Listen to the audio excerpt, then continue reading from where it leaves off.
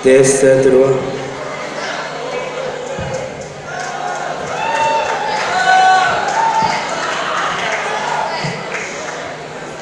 Assalamualaikum warahmatullah.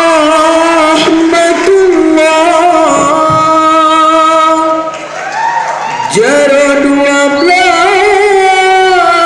atuh jemalah, jauh-jauh kaki melangkah, Misbahul Ulum tempat bermula.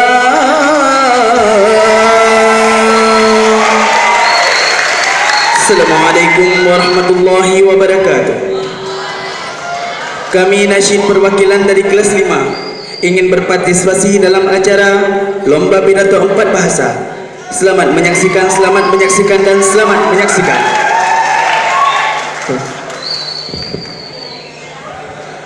Al-fasallu ala nabi khatimir rusulil kiram. Al-fasallu ala nabi khatimir rusulil kiram.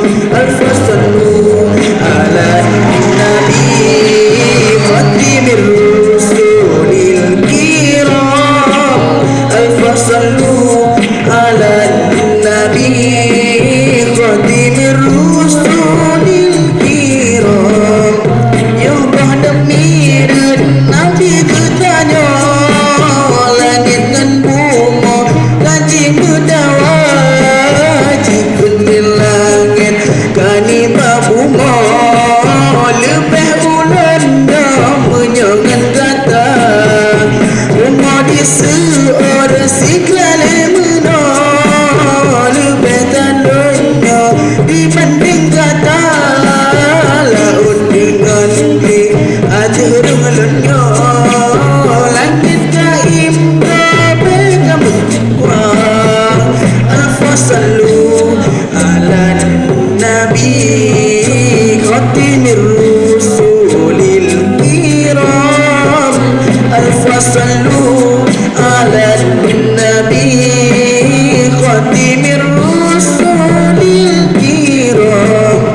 Seoleh langit dikena lebih dalamnya menyangan kata eskurusi sinebalannya dikahai buma musabuhana, buma di seorang siklan emuna, lebih dalamnya dibanding kata Nabi Muhammad bang ule negro, sinebalannya dibanding dunia.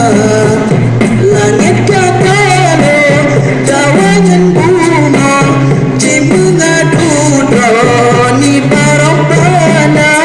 Oh ya Tuhan yang najib sida jumpa ikuna Rasul Mustafa.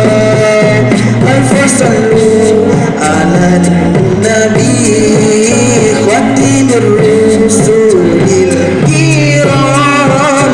Al-fasallu ala nabi khatimir rusulil kiram. Al-fasallu ala nabi khatimir rusulil kiram. Al-fasallu ala nabi khatimir rusulil kiram. Sekian dari kami. Wassalamualaikum warahmatullahi wabarakatuh. Wapa